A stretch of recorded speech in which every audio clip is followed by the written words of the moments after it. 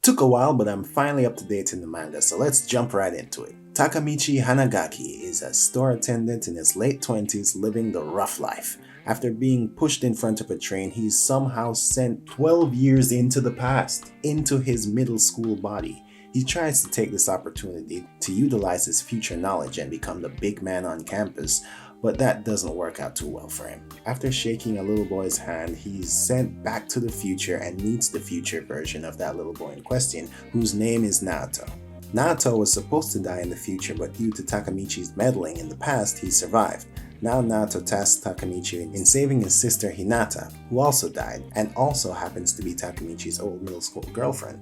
She was killed by Tomen, a prominent gang in Takamichi's time.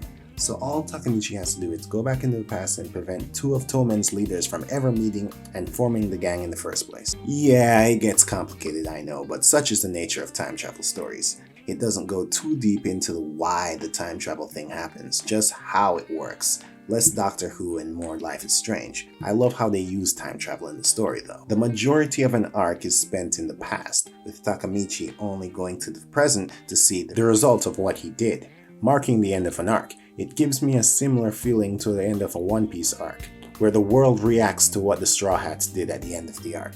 I also have to give credit to how engaging the storytelling is, despite having a repetitive plot. I think part of that has to do with the mangaka's life experience because he was in a gang very similar to the one represented in the story.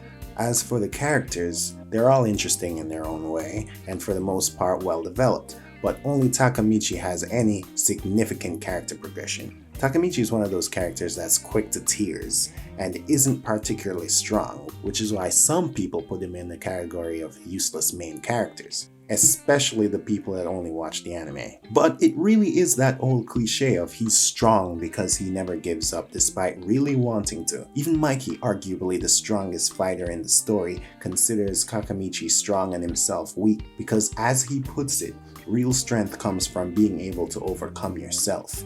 Also, I gotta say, Takamichi is built like a Batman villain because the amount of ass kicking he can take without dying or suffering some permanent disability is crazy. Let me say one last thing I like before getting into nitpicks.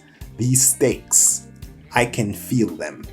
Because people die regularly in this story. And I'm not talking, oh, someone died in the future so we have to go back in the past. No. People die permanently, some you wouldn't believe. So kudos for keeping me on my toes. Okay, nitpick 1. Maybe this isn't the best art style to tell this type of story. There's supposed to be a 12-year difference between the past and the present, but the characters don't really change that much in appearance except for their hairstyle. But in the end, Tokyo Revengers is a bloody good time.